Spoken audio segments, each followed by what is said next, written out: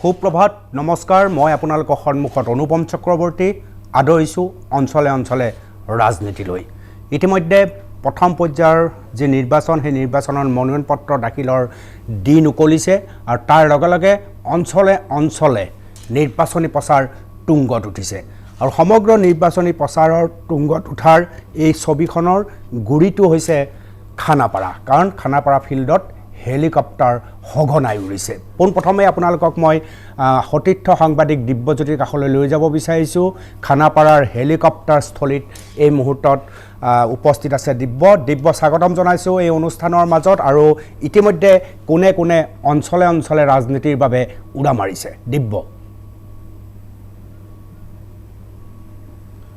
হয় অনুপম চক্ৰৱৰ্তী ইতিমধ্যে দেখিবলৈ পোৱা গৈছে প্ৰথম পৰ্যায়ৰ যি মনোনয়ন দাখিলৰ অন্তিম দিন সেই অন্তিম দিন পাৰ হৈছে আৰু তাৰ পাছতে দেখিবলৈ পোৱা গৈছে যে অঞ্চলে অঞ্চলে ৰাজনীতি গৰম হৈছে আৰু অঞ্চলৰ ৰাজনীতি গৰম কৰিবলৈ খানাপাৰাৰ পৰা উৰিছে হেলিকপ্টাৰ কিয়নো গুৱাহাটীত বৰ্তমান সময়ত মই দেখুৱাইছোঁ কেমেৰা পাৰ্চন আইনুলক দেখুৱাবলৈ মই অনুৰোধ জনাইছোঁ খানাপাৰা ফিল্ডখনৰ দৃশ্য ইয়াৰ অস্থায়ী যি হেলিপেড এই হেলিপেডত 6খনকৈ হেলিকপ্টাৰ বৰ্তমানো মজুত আছে কিছু সময় আগতে ইয়াৰ পৰা এখন হেলিকপ্টাৰ যোগে মন্ত্ৰী হিমন্ত বিশ্ব শৰ্মা ইয়াৰ পৰা উৰা মাৰিছে তেওঁ নলবাৰীলৈ গৈছে তাত তেওঁ জয়ন্ত মল্লক আজি তেওঁ মনোনয়ন দাখিলত অংশগ্ৰহণ কৰিব তাৰ পাছতে আজিৰ দিনটোত ইয়াৰ পৰা ৰিপুন বৰাও যাব বিভিন্ন অঞ্চললৈ অৰ্থাৎ যদি চোৱা যায় গুৱাহাটীৰ পৰাই গৰম বতালৈ অঞ্চলে অঞ্চলে ৰাজনীতি গৰম কৰিবলৈ ইয়াৰ পৰাই নেতাসকল উৰা মাৰিছে অস্থায়ী হেলিপেডৰ পৰা 6খনকৈ হেলিকপ্টাৰ ইয়াত মজুত আছে আজিৰ দিনটোতো দেখিবলৈ পোৱা যাব যে কেইবাজনো ৰাজনীতি নেতা ইয়াৰ পৰা উৰা মাৰিব ৰাজ্যৰ বিভিন্ন অঞ্চললৈ আৰু তাত গৈ তেওঁলোকে নিজৰ নিজৰ যি প্ৰচাৰ অভিযান সেই প্ৰচাৰ অভিযানত অংশগ্ৰহণ কৰিব মূলতঃ ক'ব লাগিব যে এই হেলিকপ্টাৰ যোগেই যদি ৰাজনীতিৰ যি গৰম বতাহ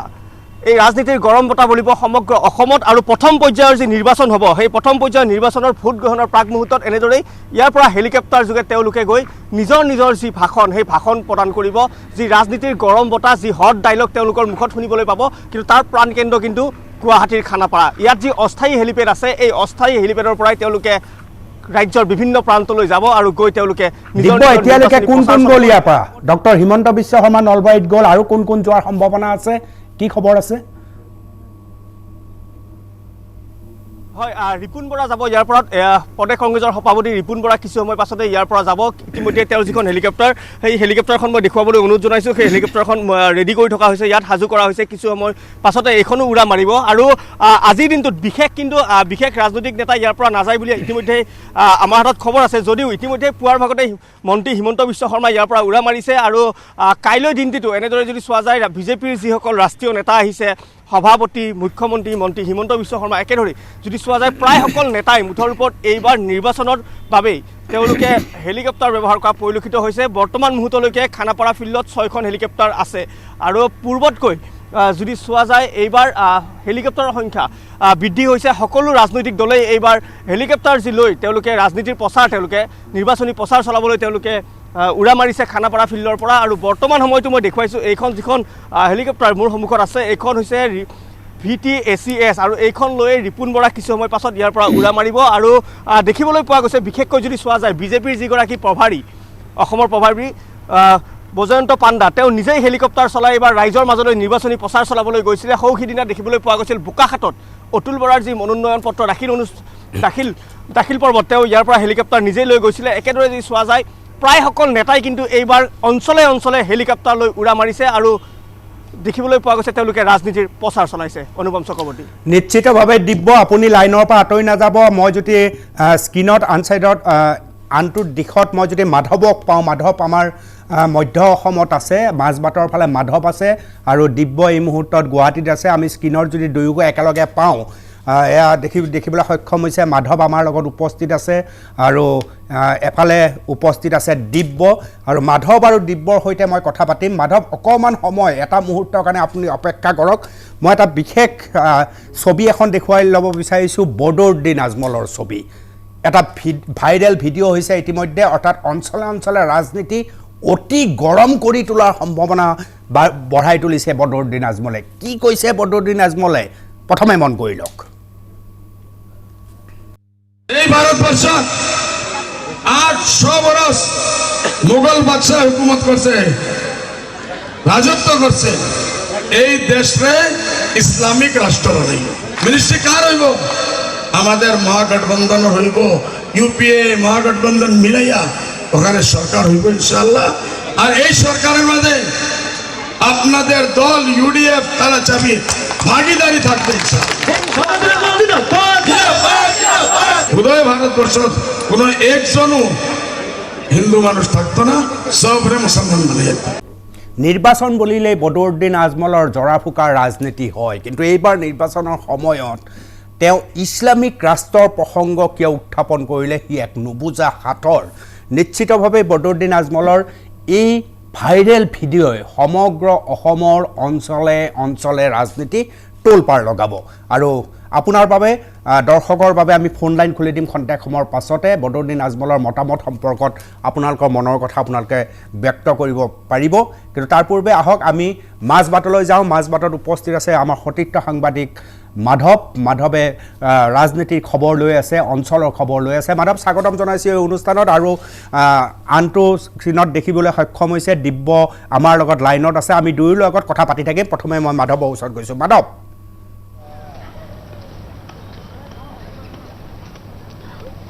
অনুপম, যি অঞ্চলে অঞ্চলে যি ৰাজনীতি আৰু ৰাজনীতিৰ বতাহ বলিছে, কাৰণ এতিয়া নিৰ্বাচন আহিছে। 27 মাৰ্চত প্ৰথম পৰ্যায়ৰ নিৰ্বাচন, 1 এপ্ৰিলত দ্বিতীয় পৰ্যায়ৰ নিৰ্বাচন, 6 এপ্ৰিলত তৃতীয় পৰ্যায়ৰ নিৰ্বাচন। আমি সমষ্টি আহিছোঁ, সমষ্টিৰ ৰাইজৰ মনৰ কথা ল'বলৈ আহিছোঁ। আমি বৰ্তমান উপস্থিত আছোঁ মাজবাটৰ এখন গাঁও, আৰু সেই গাঁওখন হৈছে গাৰু গাঁও। চাওক, এইখন গাঁৱৰ এইসকল লোকে বৰ্তমান যি হজ, গাঁৱৰ যিটো এটা চলা হয় যিটো হজ কৰি আছে। আৰু আমি চেষ্টা কৰিম ইয়াত যিসকল লোকে কাম কৰি আছে, গাঁৱৰ বাসিন্দাসকলে, গাঁৱৰ বাসিন্দাসকলে, তেওঁলোকে এইবাৰ যিটো নিৰ্বাচন, বিধানসভা নিৰ্বাচন, সেই বিধানসভা নিৰ্বাচনত কেনেকৈ চাইছে আৰু মাজবাট সমষ্টিত বিশেষকৈ কি হ'ব। মই আপোনাৰ কাষলৈ আহিছোঁ দাদা, আপোনাৰ নিশ্চয় এইখন গাঁৱতে ঘৰ। হয়, এইবাৰ কি দেখিছে? এইবাৰ নিৰ্বাচনী বতাহ গৰম হৈছে মাজবাট সমষ্টিত। কেনেকুৱা ছবি, যিজন বিধায়ক আছে সেই বিধায়কজনৰ কাম কেনেকুৱা পাইছে আপুনি? এইবাৰ কি হ'ব বুলি ভাবে? হয়, এইটোৱে কথা ক'ব বিচাৰিছিলোঁ। আমাৰ এইটো আজি যিটো আমি চাফাই কৰি আছোঁ, এইটো যিহেতু আমাৰ পুলিং ষ্টেচন হয়, তো ইয়াৰ চাৰিওকাষে হাবি জংঘল ভৰি থকাটো ভাল নেদেখি সেইকাৰণে গোটেই ৰাইজে ওলাই পেলাই আজি আমি চাফ চিকুণ কৰিছোঁ আৰু সমাগত বিধানসভা নিৰ্বাচনৰ কাৰণে। তো আমাৰ যেতিয়া বৰ্তমানৰ যিটো আমাৰ আছিলে বিধায়ক চৰণ বড়ো ডাঙৰীয়া, তেখেত বিগত 5টা বছৰত আমাৰ গাঁওখনত যথেষ্ট উন্নতি কৰিছে, আৰু ৰাস্তা ঘাট আদিকে ধৰি আৰু খোৱা পানীৰ ব্যৱস্থা। বিধায়কজন আহিছে নাই আপোনালোকৰ ওচৰত? সময়ত আহিছে, আমাৰ খবৰ লৈছে। যোৱা বাৰিষা মাহতো বানপানীৰ সময়ত বেচেৰা এই দুখৰ কালত আহি ৰাইজৰ বুজ লৈছে, তাৰ কাৰণে তেখেতক ধন্যবাদ দিছোঁ। আৰু বিগত লকডাউনৰ সময়তো যদিও আহিব পৰা নাই, আমাক ফোনযোগে হ'লেও আমাৰ পৰা খবৰ লৈ আছিলে। গতিকে আমাক যথেষ্ট তেখেতৰ অৰিহণা আমাৰ গাঁওখনত আছে। সেইকাৰণে একজনৰ অৰিহণা আপোনাৰ এইখন গাঁৱত আছে বুলি ক'ব খোজে। আৰু বহুতো লোক আছে, আমি তেওঁলোকৰ সৈতে কথা পাতিব চেষ্টা কৰিম। যুৱ প্ৰজন্মৰ বহুতো লোক আছে। মই আপোনাৰ কাষত আহিছোঁ, আপোনাৰ নামটো? কি ভোট দিবা এইবাৰ? ভোটটো দিয়া নাই এবছৰ। এইবাৰ দিবা নেকি? দিম এইবাৰ দিবা। কি দেখিছা এইখন যিজন বিধায়ক আছে সেই বিধায়কৰ কামত কিমান সন্তুষ্ট বা অসন্তুষ্ট?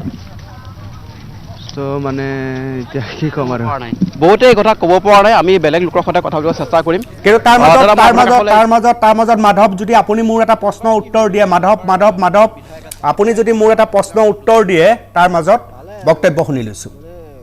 ইমানটো আমি ক'ব নোৱাৰোঁ, তথাপিও আৰু কাম কাজটো ভালে কৰি আছে, আৰু আমাৰ এই চৰকাৰগিলাটো ভালে দি আছে ন? মাধৱ, আপুনি মোৰ মাত শুনিছে? মাধৱ, আপুনি মোৰ মাত শুনিছে? মই তাৰ কাষলৈ আহিছোঁ, মই আপোনাৰ কাষলৈ আহিছোঁ। কি ক'ব খোজে এইবাৰ কি হ'ব এইবাৰ এইটো সমষ্টিত, মাজবাট সমষ্টিত?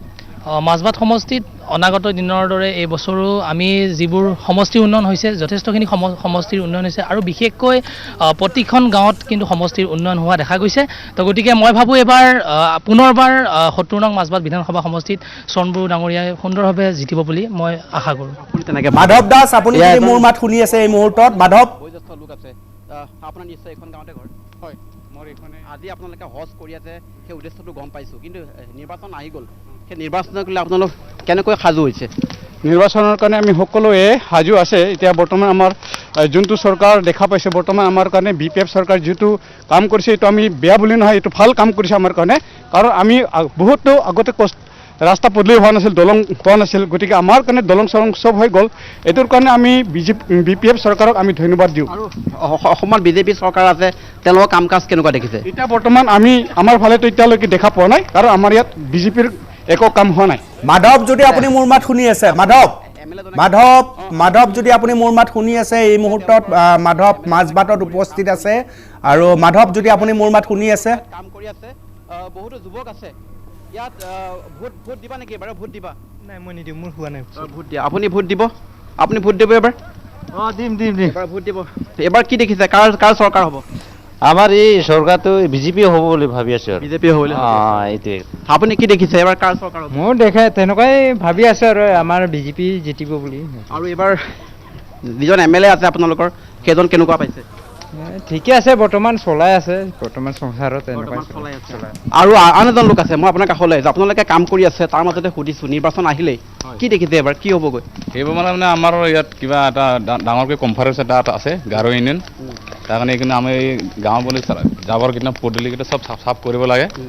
সেইকাৰণে আমি ৰাইজে একেলগে হ'ব যে চাফ চিকুণ থাকিলে মানে আমাৰ MLA কোন হ'ব এবাৰ? এইটো সময় MLAটো আমাৰ BPFৰ চৰণ বনকে এতিয়া আমাৰ ইফালেতো নিশ্চয় মাধৱে মোৰ মাত এই মুহূৰ্তত শুনা নাই। মোৰ কিছু প্ৰশ্ন আছিলে, মই মাধৱৰ সৈতে আকৌ কথা পাতিম, কিন্তু এটা বিৰতি লৈ লৈছোঁ। বিৰতিৰ পিছত অঞ্চল ৰাজনীতিত আমাৰ সন্মুখত আকৌ মাধৱ থাকিব। অন্যান্য অসমৰ চুকে কোণে বহু সাংবাদিক আজি আমাৰ পোনপটীয়া সম্প্ৰচাৰত থাকিব।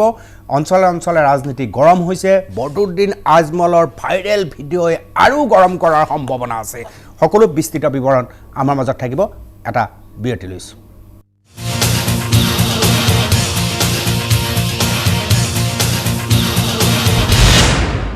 অঞ্চল ৰাজনীতিলৈ উভতি আহিছোঁ। ইতিমধ্যে বদৰুদ্দিন আজমলৰ ভিডিঅ' ভাইৰেল সম্পৰ্কত আপোনালোকে ইতিমধ্যে দৃশ্য দেখিছে। বহুতে ক'ব খুজিছে এয়া এটা পুৰণা ভিডিঅ', বহুতে ক'ব খুজিছে ইয়াৰ আচল সত্যটোৰ পৰা আঁতৰাই ৰখা হৈছে। এই সম্পৰ্কত তথ্য জানিবলৈ বদৰুদ্দিন আজমলৰ সৈতে আমি যোগাযোগ কৰিবলৈ চেষ্টা কৰি আছোঁ, যাতে এই পোনপটীয়া সম্প্ৰচাৰতে আমি বদৰুদ্দিন আজমলৰ পৰা এই বিষয়ত আমি বিতংকৈ জানিব পাৰিম, তাৰ চেষ্টা কৰিম। কিন্তু আগতে আহক আকৌ এবাৰ মাধৱৰ ওচৰত গৈছোঁ। মাধৱ উপস্থিত আছে মাজবাটত, আৰু মাধৱে মানুহৰ মনৰ কথা লৈ আছে।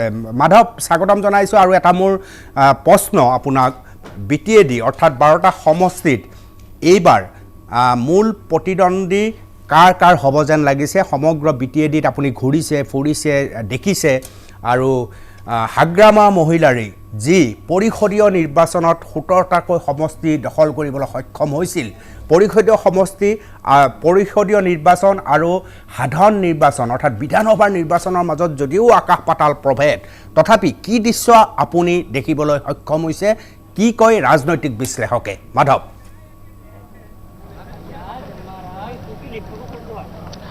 চাওক অনুপম, আমি সেই কথা দেখিছিলোঁ যে এবাৰ BTR যি নিৰ্বাচন, সেই নিৰ্বাচনত তুমুল প্ৰতিদ্বন্দ্বিতা হৈছিলে। ভাৰতীয় জনতা পাৰ্টীৰ সকলোবোৰ দিগ্গজ নেতাই BTRলৈ আহিছিল, তেওঁলোকে নিৰ্বাচনী প্ৰচাৰ চলাইছিল। আৰু প্ৰথম অৱস্থাত দেখা গৈছিল BJP নেতৃত্বাধীন বা UPLৰ নেতৃত্বত তেওঁলোকে বহুকেইখন আসন পাব, কিন্তু পৰৱৰ্তী সময়ত দেখা গৈছিল BPFে প্ৰায় 17খন আসন পাবলৈ সক্ষম হৈছিল। কিন্তু অৱশ্যে পৰৱৰ্তী সময়ত বহু জল্পনা কল্পনাৰ অন্তত BJP, UPPL আৰু হীৰাশৰণীয়াৰ দলে চৰকাৰ গঠন কৰিবলৈ সক্ষম হৈছে। কিন্তু BTR যি নিৰ্বাচন আৰু বিধানসভা নিৰ্বাচনৰ মাজত এক ডাঙৰ পাৰ্থক্য থাকে। 12টা বিধানসভা সমষ্টিত যি BTAD বা BTR নিৰ্বাচন হ'ব, সেই বিষয়টোক লৈ চৰ্চা ইতিমধ্যে আৰম্ভ হৈছে। কাৰণ এইবাৰ হাগ্ৰামা মহিলাৰীয়ে কংগ্ৰেছৰ লগ লৈছে। ইয়াৰ পূৰ্বে যেতিয়া BPFে 12খন আসন লাভ কৰিছিল, সেইখিনি সময়ত তেওঁলোকৰ সংগ দিছিল ভাৰতীয় জনতা পাৰ্টীয়ে। আৰু মোদী শাসনত থকাৰ সময়ছোৱাত তেওঁলোকে BPF আৰু BJPয়ে চৰকাৰ কৰাৰ পিছত কিন্তু এইবাৰ BJPৰ যি মিত্ৰজোঁট, সেই মিত্ৰতা হৈছে UPPLৰ লগত। আৰু UPPLে এইবাৰ BJPৰ লগত মিত্ৰতা কৰি তেওঁলোকে আগবাঢ়িছে। আৰু আজি আমি কৈছোঁ যে আমি মাজবাট সমষ্টিলৈ আহিছোঁ, আৰু BTRৰ বহু সমষ্টিলৈ আমি যাম, আৰু বহু সমষ্টিত ৰাইজৰ মনৰ কথা জানিবলৈ চেষ্টা কৰিম। আমি এইসকল লোকক এইকাৰণে একত্ৰিত কৰিছোঁ যে এইসকল লোক একেবাৰে সাধাৰণ লোক। তেওঁলোকে নিজৰ গাঁৱত, নিজৰ অঞ্চলত কাম কৰি আছে, আৰু অঞ্চলটো পৰিষ্কাৰ পৰিচ্ছন্ন ৰাখিবৰ কাৰণে তেওঁলোকে চেষ্টা কৰিছে। তেওঁলোকে বহুতো লগত আমি কথা পাতিছোঁ, বহুতে নিজৰ মন্তব্য প্ৰকাশ কৰিছে। মই আপোনাৰ কাষলৈ পুনৰ আহিছোঁ। এইবাৰ BJP আৰু BPFৰ মাজত যুঁজ, ইয়াৰ আগতে তেওঁলোকে একেলগে আছিলে। এইবাৰ কি দেখিছে, কোনটো দলে বেছি প্ৰভাৱ বিস্তাৰ কৰিব বুলি ভাবে আপুনি? এবাৰ এবাৰ যিটো দেখিছোঁ যিটো মৃত্যুজোঁটৰ যিটো প্ৰভাৱ আমাৰ মাজবাট ৭০ নং মাজবাট বিধানসভা সমষ্টিৰ মৃত্যুজোঁটৰ প্ৰভাৱটো ইমান পৰা নাই যিটো নেকি আমাৰ ৭০ নং মাজবাট বিধানসভা সমষ্টিটো আমাৰ যিটো চৰণ বড়ো ডাঙৰীয়া MLA প্ৰাক্তন MLA আছিল তেখেত এবাৰো প্ৰাৰ্থিত্ব পাইছে গতিকে তেখেতে জয়ী হোৱাটো খাটাং কেনেকৈ ভাবে আপুনি মই আপোনাক কাষলৈ আহিছোঁ কোন সমষ্টিৰ ভোটাৰ আপুনি নিশ্চয় ইয়াৰে হয় এইবাৰ BJP আৰু BPF-এ বেলেগে খেলিব UPPL আৰু UPPL এটা প্ৰমোদ বড়ো ডাঙৰীয়া আহিছে তেখেতৰ কাম কাজত কেনেকুৱা সন্তুষ্টি দেখিছে বা BJP BPF-ৰ মাজত যুঁজখন কেনেকুৱা হ'ব মোৰ মতে যোনটো UPPL BJP চৰকাৰ তেখেতসকলে যোৱা ব্ৰিটিছ নিৰ্বাচনত বহুতো বেলেগ কথা কৈছিল VCDCৰ কথাই কৈছিল তেওঁলোকে VCDC গঠন নকৰোঁ বুলি কৈ VCDC গঠন কৰিলে গতিকে ইতিমধ্যে ৰাইজে বুজি পাইছে যে BJP মিত্ৰজোঁট যি চৰকাৰ তেওঁলোকে আগবঢ়াইছে ইয়াত চৰণ বড়োৰ বাহিৰে বেলেগে জিকিব নোৱাৰে কাৰণ যোৱা 5 বছৰত তেখেতে বহুতো কাম কৰিছে এই ৰাস্তা পদূলি ইয়াৰ 5 বছৰ আগত একোৱে নাছিল ইয়াৰ ৰাইজে বহুত কষ্ট অহা যোৱা কৰিছিল মোদী শাসনত আছে মোদী প্ৰাইম মিনিষ্টাৰ তেওঁলোকৰ প্ৰভাৱ নপৰিব নেকি নহয় ইয়াৰ প্ৰভাৱ নপৰে ইয়াত মহাজোঁট চৰকাৰ হ'ব অসমত এইবাৰ আৰু এইবাৰ মহাজোঁটে 70ৰ পৰা 80খন আসন লাভ কৰিব আৰু মাজবাটৰ পৰা আমি মহাজোঁটকে জিকাই লৈ যাম এনেকৈ আপুনি ক'ব খোজে মই আপোনাৰ কাষলৈ আহিছোঁ আপুনি বহু জ্যেষ্ঠ লোক এইখন গাঁৱৰ আপুনি দেখিছে BJP BPF-ৰ মিত্ৰতা আছিল এইবাৰ কিন্তু শত্ৰু কি দেখিছে এইবাৰ কোনটো দলে বেছি এই সমষ্টি বা এই অঞ্চলত বিশেষ প্ৰভাৱ বিস্তাৰ কৰিব বিশেষকৈ আমাৰ যোনটো আমাৰ মাজবাটৰ স্থানীয় বিধায়ক তেখেতৰ কাম কৰাটো আমি তেখেতক ধন্যবাদ দিব লাগিব কাৰণ তেখেতে আমাৰ কাৰণে বহুত কাম কৰিছে আকৌ এবাৰ যদি জিতিলে আকৌ কৰিব বুলি আমি আশা আছোঁ কাৰণ আমি BJP চৰকাৰ আহিছে কিন্তু BJPৰ পৰা আমি এতিয়ালৈকে একো সহায় পোৱা নাই গতিকে আমাৰ মতে নিশ্চয় মাধৱ আপুনি লাইনত থাকিব মাধৱ আমি আপোনাৰ সৈতে আকৌ কথা পাতিম কিন্তু এই মুহূৰ্তত ফোন লাইনত উপস্থিত আছে বদৰুদ্দিন আজমল ডাঙৰীয়া যি এটা ভিডিঅ' ইতিমধ্যে ভাইৰেল হোৱা বুলি কোৱা হৈছে যথেষ্ট ভাইৰেলৰ প্ৰসংগ উত্থাপন হৈছে হাহাকাৰ পৰিস্থিতিৰ সৃষ্টি হৈছে উপস্থিত আছে মোৰ সৈতে বদৰুদ্দিন আজমল ডাঙৰীয়া স্বাগতম জনাইছোঁ মই আপোনাৰ সন্মুখত অনুপম চক্ৰৱৰ্তী DY365-ৰ পৰা সমগ্ৰ যি ভাইৰেল হৈছে ভিডিঅ' ভাইৰেল বুলি কোৱা হৈছে এই সম্পৰ্কত আপোনাৰ মতামত কি আমার মতামত হল অনুপমদা 100% ফেক এটা ভিডিও ইসকলে ভাইরাল করেছে ইলেকশনের টাইম মোর ইলেকশনক বরবাদ করার কারণে UDF-ৰ ইলেকশনক বরবাদ করার মই আপোনাক আসি ভিডিও পঠাই আছো মই জিজ্ঞাসত কৈছো যি টাইমত আপোনালোকে জানে কিছুদিন আগে ডক্টর হেমন্ত বিশ্ব শর্মা বাৰ মোক জয় মোগল মোগলী আখ্যা দিছিল এই টাইমত মই কৈছো 800 বছৰ ভাৰতবৰ্ষৰ ওপৰত মোগলে ৰাজ কৰিছে বলে ইসকলে সাহস কৰা নাই ভাৰতবৰ্ষ ইছলামিক ৰাষ্ট্ৰ বনাবাৰ তাৰপিছত 200 বছৰ ইংৰেজে ৰাজ কৰিছে বলে ইসকলে খ্ৰীষ্টান ৰাজ বনোৱাৰ কোনো চেষ্টা কৰিব পৰা নাই সাহস হোৱা নাই আৰু আজি এনেকুৱা হ'ব হোৱাৰ কোনো প্ৰশ্নই নুঠে এটোৰ কাৰণে এইটোই ইসকলে বদলাই মাজে কাটাকাটি কৰি এডাল্টেশ্যন কৰি ভৰাই দিছে মই কৈছো ইছলামিক ৰাষ্ট্ৰ বনাই আছে মই আপোনাক আস্তিটো পাঠাই আছো আমি ইসকলৰ বিৰুদ্ধে কেছ কৰিম আজি আমি ইলেকশন কমিশনত কেছ কৰিম কৰি ইসকলক আমি চ্যালেঞ্জ কৰি আছো আপোনালোকে এইটো দুইটা অপচন আপোনালোকে দেখাই দিম ৰাইজে নিজেই ডিসিশন লৈ ল'ব আজমল ডাঙৰীয়া এই যিটো ভাইৰেল হৈছে সেইটো আচলতে কোন সময়ৰ কেনেকুৱা আছিল আৰু এবাৰ এটা বিৱৰণ আমি শুনিম আপোনাৰ মুখত হেল্ল' হয় আজমল ডাঙৰীয়া মোৰ মাত যদি শুনি আছে আপুনি এই মুহূৰ্তত মই শুনি আছো টাইমটো ওলাই আছো কিমান দিন আগৰ আছিল আমাৰ ওচৰত 80% আছে ৰিয়েল এইটো যেটো আছে অৰিজিনাল এইটো মই আপোনাক পঠাই আছো আজমল ডাঙৰীয়া আপুনি কি ভাবে এই নিৰ্বাচনৰ সময়ত ৰাজনীতি কেনে ধৰণে হ'ব লাগে আপোনাৰ মতে টেষ্ট কৰাৰ কাৰণে এইটো কৰিছে হলে ইসকলে সাকসেস নহব 100% ফেইল হ'ব আমি ইলেকশন কমিশনৰ এইটো দুইটা পঠাই আছো বলে এনেকুৱা আমাৰ বিৰুদ্ধে এটা ষড়যন্ত্ৰ চলি আছে বহুত ধন্যবাদ বদৰুদ্দিন আজমল ডাঙৰীয়া বদৰুদ্দিন আজমল ডাঙৰীয়া খুব স্পষ্টভাৱে জনাইছে যে ই সম্পাদনাত ইয়াত যথেষ্ট ক্ৰুটিৰ সৃষ্টি কৰা হৈছে আৰু তেওঁ নিৰ্বাচনী আয়োগৰ ওচৰত এই সম্পৰ্কীয় গোচৰ লৈ যাব বুলি বদৰুদ্দিন আজমলে আমাক জানিবলৈ দিলে মই এটা বিৰতি লৈছো বিৰতিৰ পিছত অঞ্চল ৰাজনীতি আকৌ থাকিম আমি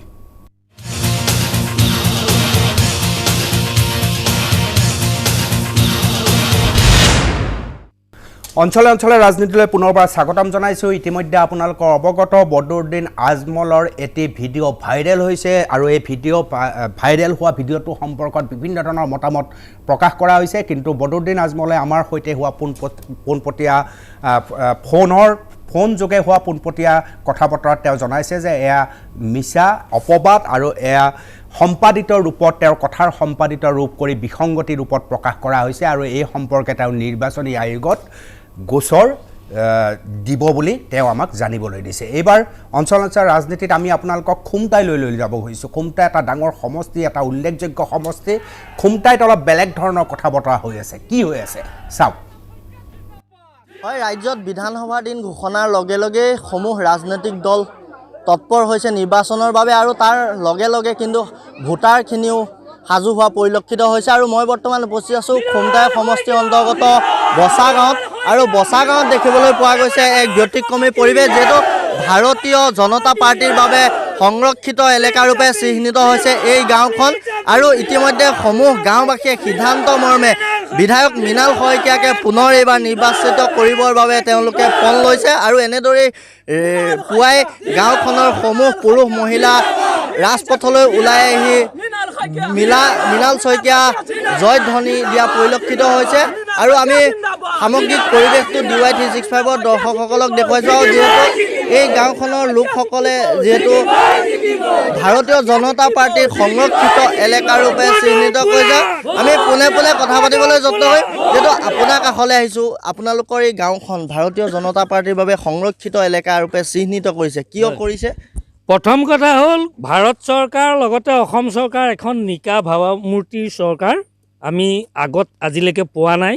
আৰু দ্বিতীয় কথা হ'ল এই এলেকাটোত উন্নয়নৰ ধাৰা আজিলৈকে হোৱা নাছিলে, কিন্তু বিধায়ক মৃণাল শইকীয়া হোৱা দিনাৰ পৰা ধৰি ইয়াৰ ৰাস্তা পদূলি, পানীৰ যোগানৰ পৰা ধৰি নামঘৰ, স্কুল, সকলো অনুষ্ঠান প্ৰতিষ্ঠান এনেকুৱা এটা মানে পৰিৱেশত উন্নতি হৈছে যিটো ধাৰা আজিলৈকে আমি দেখা নাই।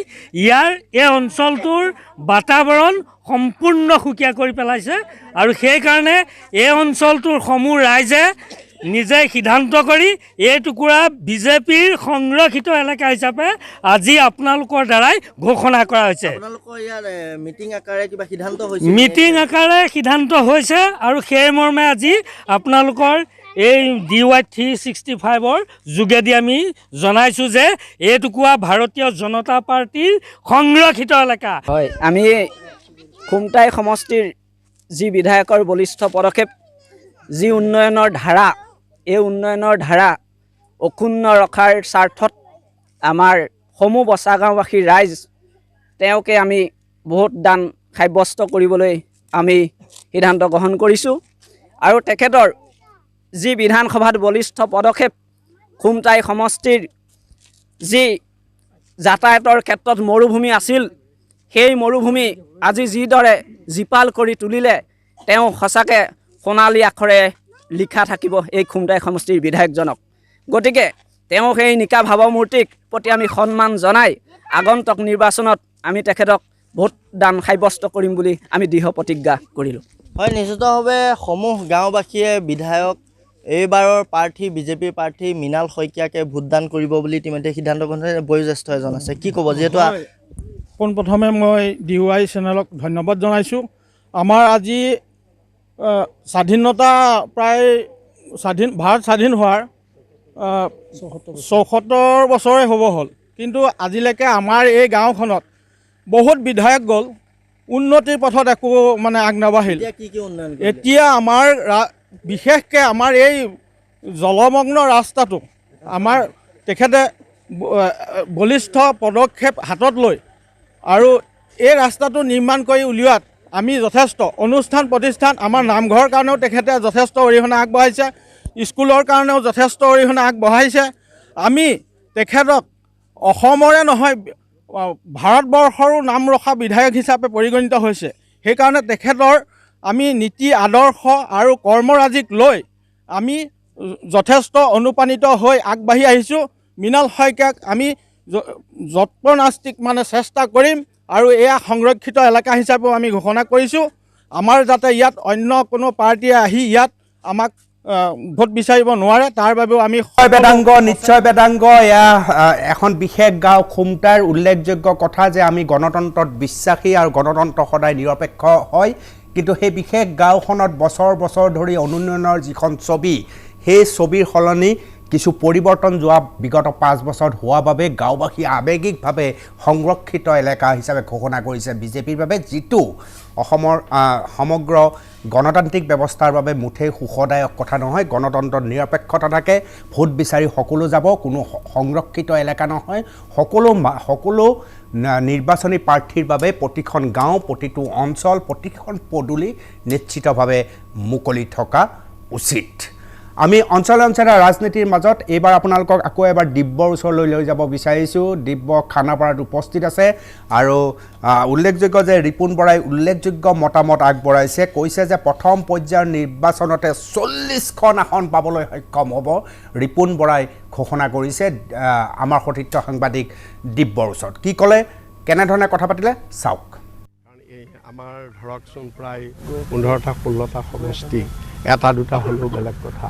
ইমানবিলাক সমষ্টিত আমাৰ মানুহে ইমান দিন কাম কৰি আছিল, কিন্তু এটা আমি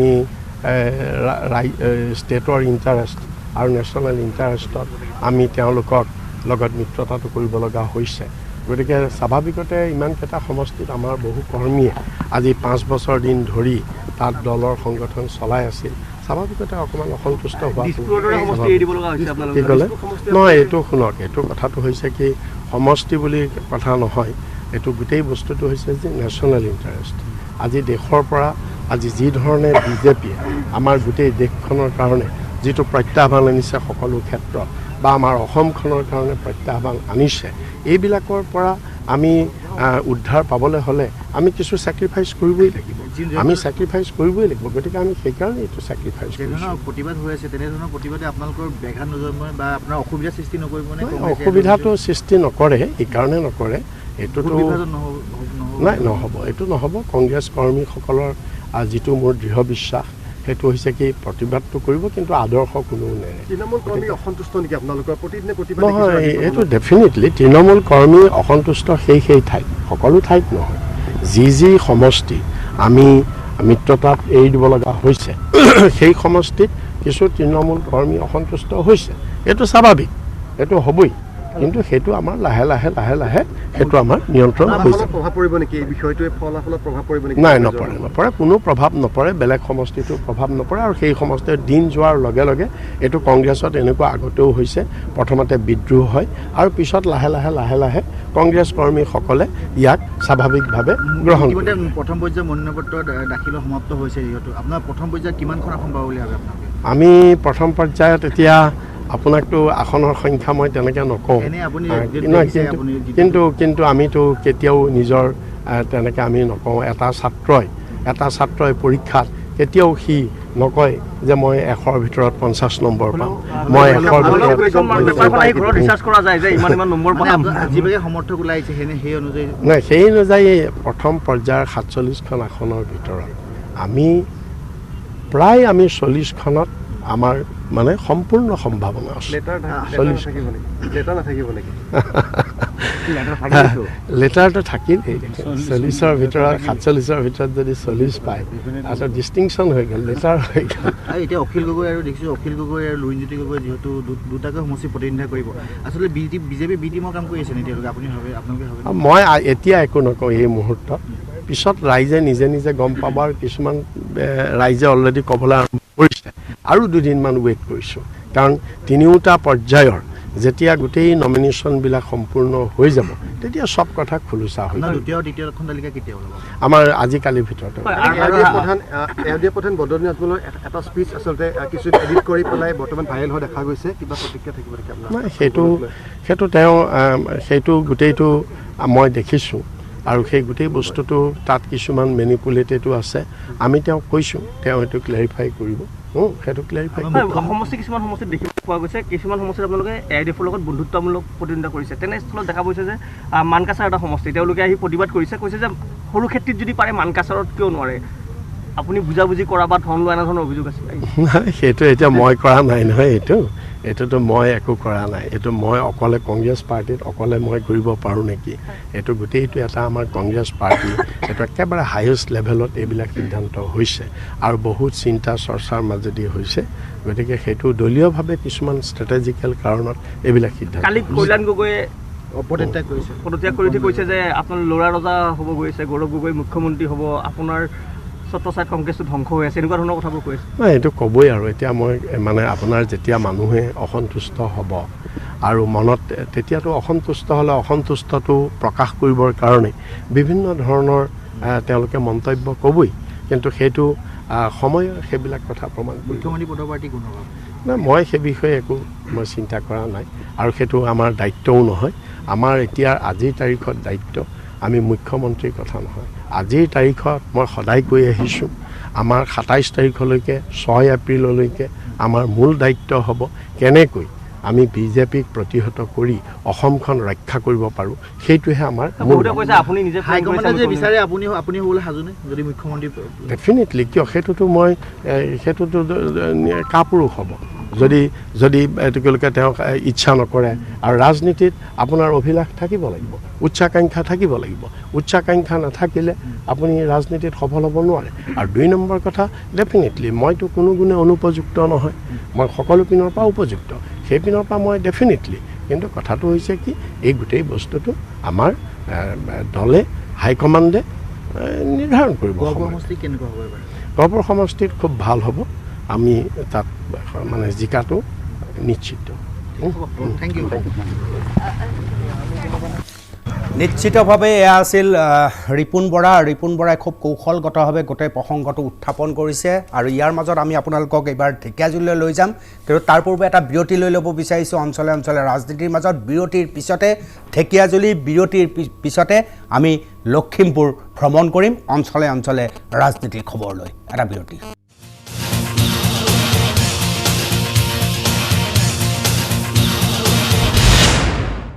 উভতি আহিছোঁ অঞ্চলে অঞ্চলে ৰাজনীতিলৈ। মই আকৌ এবাৰ মাধৱৰ ওচৰত যাব বিচাৰিছোঁ। BTADৰ 12টা সমষ্টি, মাধৱে বিচৰণ কৰি আছে আটাইবিলাক সমষ্টি, আৰু মই মাধৱৰ পৰা এটা প্ৰশ্ন প্ৰথম উত্তৰ জানি ল'ব বিচাৰিছোঁ। মাধৱ, এইবাৰ BTADত বা BTRত হাগ্ৰামা মহিলাৰী বনাম প্ৰমোদ বড়ো নে তৃতীয় আৰু চতুৰ্থ কোনোবা সোমাব পাৰে? মাধৱ।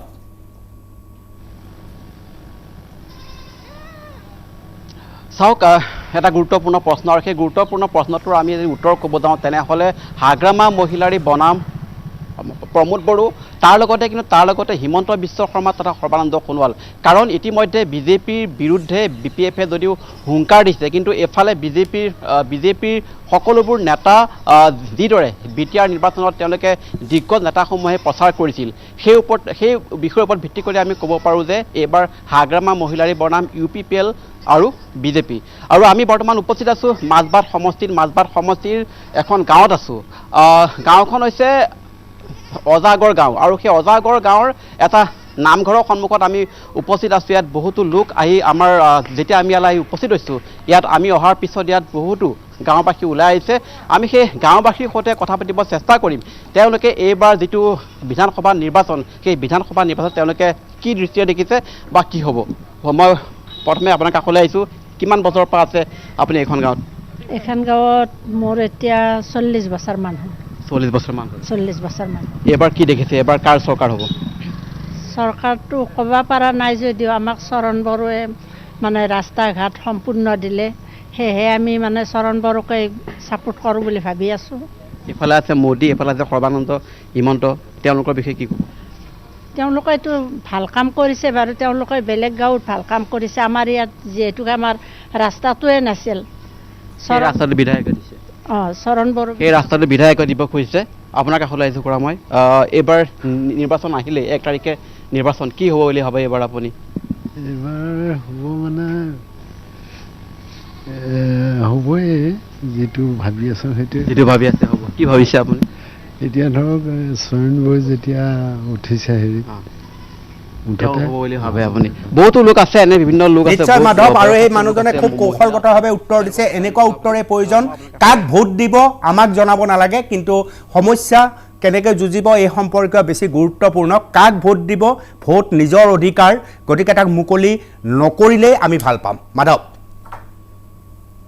কাৰণ আমাৰ ৰাস্তা ঘাট গোটেই হয় মই আপোনাৰ কাষলৈ আহিছোঁ আমি নুসুধো কাক ভোট দিব বা আপুনি কাক ভোট দিব কিন্তু এইবাৰ কি হ'ব বুলি ভাবে আপুনি এইবাৰ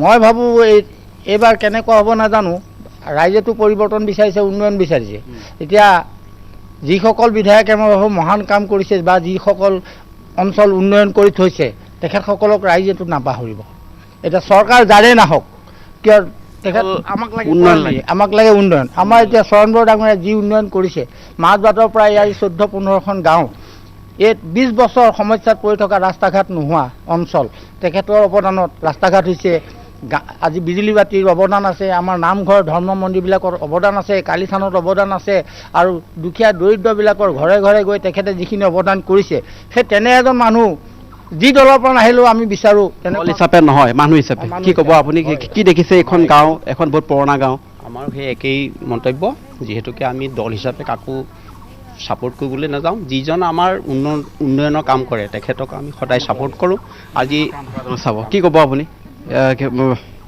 কেনেকুৱা পাৰ্টি লাগে কেনেকুৱা বিধায়ক লাগে আমাৰ যোৱা 5 বছৰত আমি যিজন বিধায়কক পালোঁ চৰণ ছাৰক তেওঁ সঁচাকৈ এজন যোগ্য আৰু অভিজ্ঞ ব্যক্তি তো তেনেকুৱা এজন বিধায়কক আমি হেৰুৱাব নিবিচাৰোঁ এইবাৰো আমাৰ ৰাইজে ভাবিছে যে চৰণ ছাৰক আমি ভোট দি বিপুল ভোটত জয়যুক্ত কৰিম তেনেকৈ ভাবিছে এয়া হৈছে অনুপম সকলো লোকে ক'ব খোজে তেওঁলোকে এজন বিধায়ক তেওঁলোকে পাইছে পাৰ্টি হিচাপে নহয় এজন ভাল বিধায়ক তেওঁলোকে পাইছে বুলি ক'ব খোজে কাম কৰিছে আৰু এইখন হৈছে মাজবাট সমষ্টিৰ অজাগৰ গাঁও আৰু সেই গাঁওখনত প্ৰায় 70 ঘৰ মানুহ আছে আৰু সেইসকলে বিভিন্ন অঞ্চল অসমৰ বিভিন্ন অঞ্চলৰ পৰা আহি ইয়াত সকলোকে বাস কৰি আছে বহু বছৰ ধৰি এই সকলো লোকে আছে আৰু তেওঁলোকে ক'ব খোজে তেওঁলোকৰ বিধায়কজনে কাম কৰিছে বাইদেউ আপোনাৰ কাষলৈ আহিছোঁ আমি ক'ব নোখোজোঁ আপুনি কাক ভোট দিব বা কি হয় কিন্তু এইবাৰ কি দেখিছে 2021 বিধানসভা নিৰ্বাচন অসমত কাৰ চৰকাৰ হ'ব আৰু ইয়াত কি হ'ব আপোনাৰ সমষ্টিত আমাৰ চৰণ বড়ো ছাৰকে আমি ভাল দেখিছোঁ তাকে ক'ব চৰকাৰ কাৰ হ'ব অসমত কাৰ চৰকাৰ হ'ব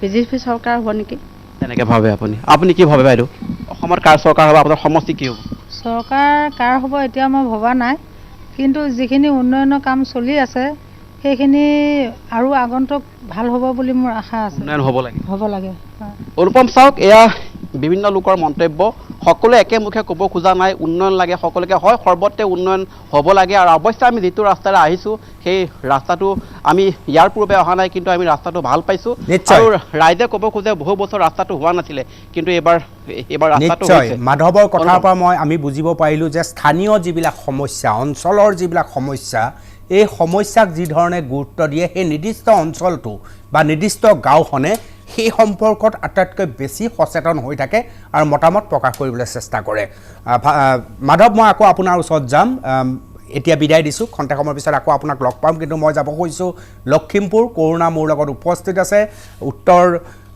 অসমত ইতিমধ্যে নিৰ্বাচনী কুচকাৱাজ তীব্ৰ ৰূপ ধাৰণ কৰিছে আপোনালোকে সকলোৱে জানে আৰু কৰুণা এই মুহূৰ্তত যিটো সমষ্টিত আছে তাত এক প্ৰকাৰ ভাই ককাইৰ যুদ্ধ হ'ব উৎপল দত্ত তাত আছেই আৰু তাৰ লগতে মানৱ ডেকা উপস্থিত আছে বিজেপিৰ পৰা মানৱ ডেকা থাকিব অসম গণ পৰিষদৰ পৰা উৎপল দত্ত থাকিব বন্ধুত্বমূলক প্ৰতিদ্বন্দ্বিতা তাত হ'ব এটা নতুন ভাষ্য প্ৰতিদ্বন্দ্বিতা কেনেকৈ বন্ধুত্বমূলক হয় নাজানো কিন্তু তাত উৎপল দত্ত বনাম মানৱ ডেকা আৰু তাৰ লগত কংগ্ৰেছৰ সকলোৱে জানে দাসক ডক্টৰ দাস একে সময়তে থাকিব মই প্ৰথমতেই জানিব বিচাৰিছোঁ কৰুণাৰ পৰা ৰাজনৈতিক বঁটা এই চৰ্চা কেনেকুৱা বন্ধুত্বমূলক প্ৰতিদ্বন্দ্বিতা সম্পৰ্কে কেনেকুৱা চৰ্চা চলিছে লখিমপুৰত হয় অনুপম আচলতে এটা বহু মানুহে ক'ব বিচাৰিছে এইটো এটা নন পলিটিকেল ৱৰ্ড অৰ্থাৎ বন্ধুত্বমূলক প্ৰতিযোগিতা ৰাজনীতিত যিহেতু দুজন ব্যক্তি বা বহুকেইজন ব্যক্তিৰ মাজত প্ৰতিদ্বন্দ্বিতা হয় সেইটো বন্ধুত্বমূলক কেনেধৰণে প্ৰতিদ্বন্দ্বিতা হয় সেইটো এটা ৰহস্যৰ কথা যি নহওক কিন্তু AJP বিজেপি মিত্ৰজোঁটৰ ফালৰ পৰা লখিমপুৰ এই সদৰ সমষ্টিটোত মানৱ ডেকা আৰু উৎপল দত্তৰ মাজত সেইখন যুদ্ধ লাগিব কাৰণ বহুতে ভাবিছিল যে মিত্ৰজোঁটৰ হৈ বিগত নিৰ্বাচনত উৎপল দত্তই অগপৰ পৰা ইয়াত বিধায়ক হৈছিল তাৰ পৰৱৰ্তী সময়ত এইবাৰ মানৱ ডেকাক বিজেপিৰ পৰা প্ৰাৰ্থিত্ব প্ৰদান কৰা হ'ল কিন্তু বিপৰীতে অগপৰ পৰা উৎপল দত্তই সমান্তৰালভাৱে প্ৰাৰ্থিত্ব লৈ আহিছে গতিকে তেওঁলোকৰ দৃষ্টিত সেয়া বন্ধুত্বমূলক প্ৰতিযোগিতা সেয়া আচলতে সাধাৰণ মানুহে কিন্তু সেইটো এটা ৰহস্যৰ বিষয় বুলি বুজি পায় কিন্তু তাৰ বিপৰীতে কংগ্ৰেছৰ ফালৰ পৰা এইবাৰ কোনো বিসম্বাদ নাই বুলি আমি এই মুহূৰ্তলৈকে গম পাইছোঁ আৰু কংগ্ৰেছৰ ফালৰ পৰা প্ৰাৰ্থী হিচাপে এইবাৰ থিয় দিছে ডাক্তৰ জয়প্ৰকাশ দাস।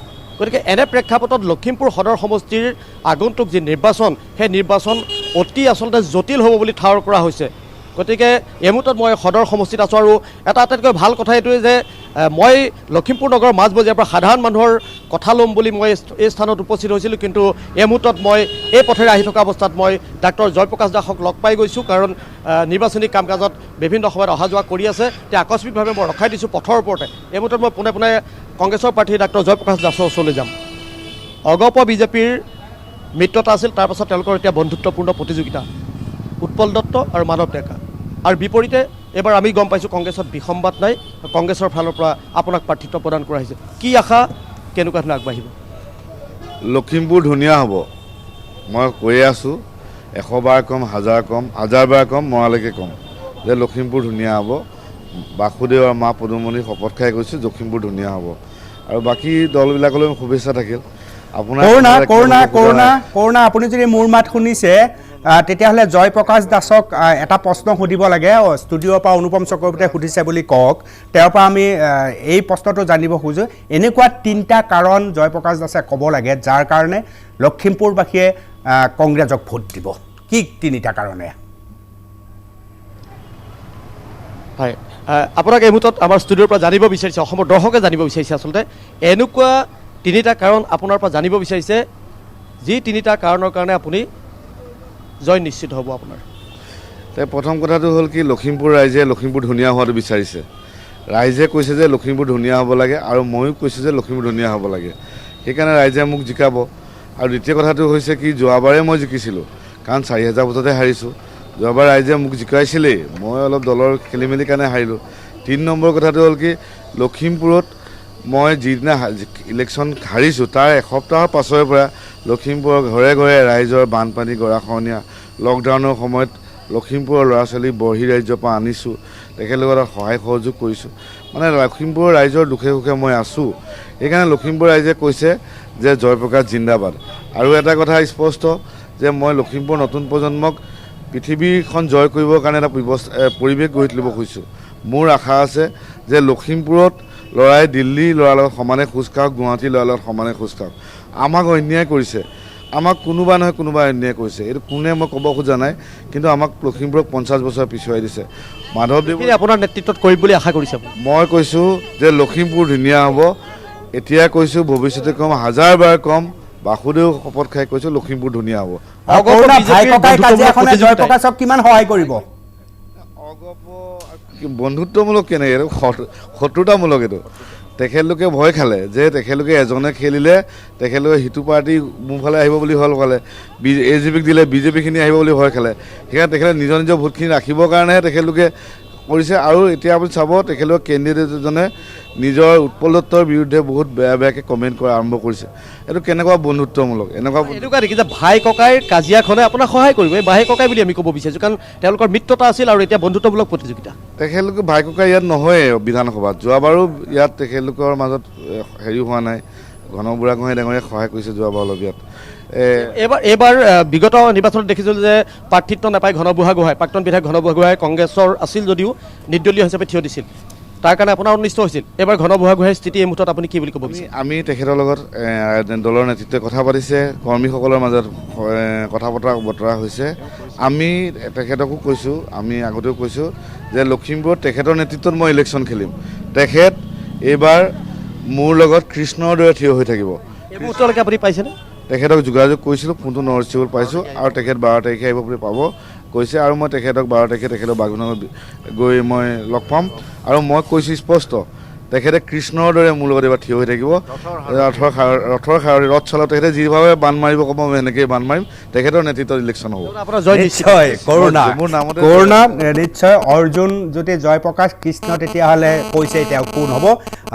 মই আকৌ আপোনাৰ সৈতে যোগাযোগ কৰিম। মই এটা বিৰতি লৈ লৈছোঁ, বিৰতিৰ পিছতে আকৌ লখিমপুৰৰ অঞ্চলে অঞ্চলে আমি যাম, গুৱাহাটীৰ অঞ্চলতো আমি চুবলৈ চেষ্টা কৰিম। অসমৰ বিভিন্ন ঠাইত DY365ৰ সাংবাদিক সকলো পোনপটীয়া সম্প্ৰচাৰত আছে। অঞ্চলে অঞ্চলে ৰাজনীতি চলি থাকিব। এটা বিৰতি লৈছোঁ।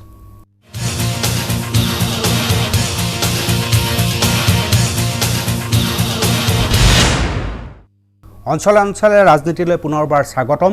এইবাৰ গুৱাহাটীত আমি বিচৰণ কৰিম। মৃদুল লেখাৰু আমাৰ সৈতে আছে, কিন্তু তাৰ পূৰ্বে বটদ্ৰৱাৰ ভৱিষ্যত কি হ'ব আপোনাৰ মতে?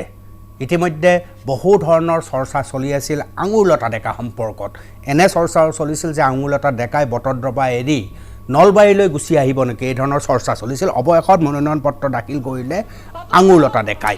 কেনেকৈ চাওক সেই দৃশ্য।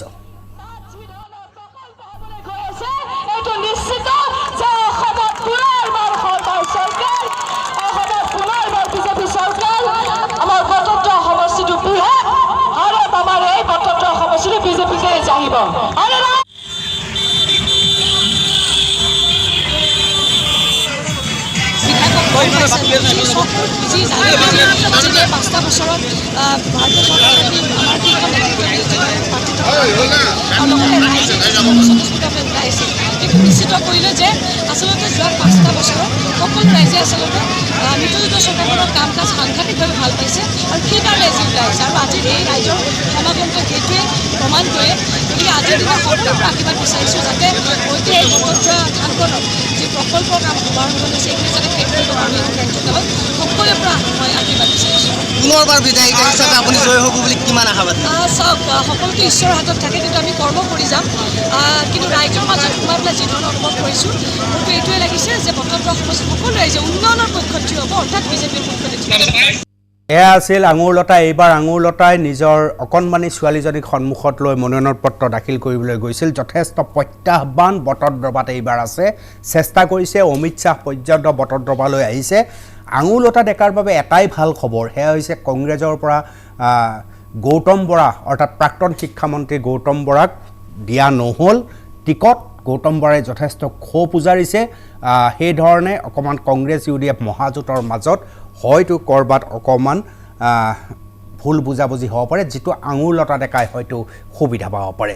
গুৱাহাটীৰ ৰাজনীতিৰ খবৰ বিচাৰি আহক। আমি যাওঁ এইবাৰ মৃদুল লেখাৰুৰ ওচৰত। মৃদুল, স্বাগতম জনাইছোঁ। আৰু আপুনি ক'ত আছে আৰু কেনেধৰণৰ এক প্ৰতিবাদ থলী যেন মোৰ লাগিছে এই মুহূৰ্তত দৃশ্য দেখি? কি প্ৰতিবাদ এয়া আচলতে?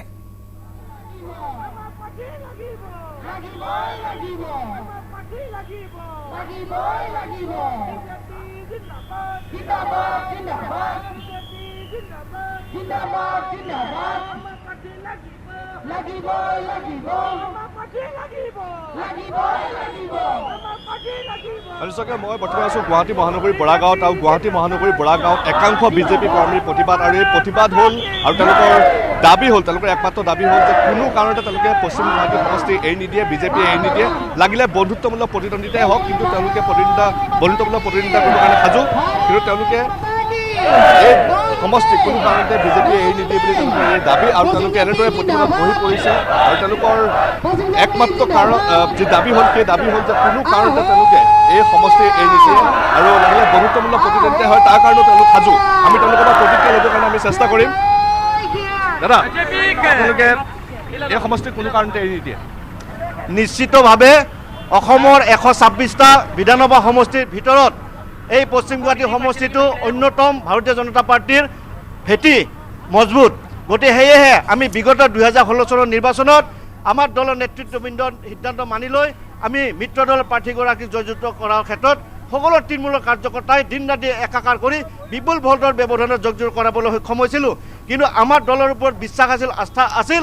সেয়েহে আমি 2021 নিৰ্বাচনত যাতে বিজেপিৰ প্ৰতীকত প্ৰাৰ্থী এগৰাকী থিয় কৰাই, তাৰ বাবে এতিয়াও আমি বিশ্বাস ৰাখিছোঁ। দলৰ ওপৰত আস্থা আছে। এতিয়াও যথেষ্ট সময় আছে যে দলৰ বিবেচনা আৰু সিদ্ধান্ত সলনি কৰি যাতে পশ্চিম গুৱাহাটী সমষ্টিৰ ভাৰতীয় জনতা পাৰ্টীৰ শক্তিৰ প্ৰতি লক্ষ্য ৰাখি ভাৰতীয় জনতা পাৰ্টীৰ কাৰ্যকৰ্তা লাগিলে যিকোনো প্ৰাৰ্থীয়ে হওক বিজেপি প্ৰাৰ্থী প্ৰক্ষেপ কৰিব লাগে। নিশ্চিতভাৱে দলে যিগৰাকী প্ৰাৰ্থীকে প্ৰক্ষেপ কৰিব তাকে আমি সকলোৱে আন্তৰিকতাৰে আদৰি ল'ম। মুঠতে আমাক ভাৰতীয় জনতা পাৰ্টীৰ প্ৰাৰ্থী লাগে।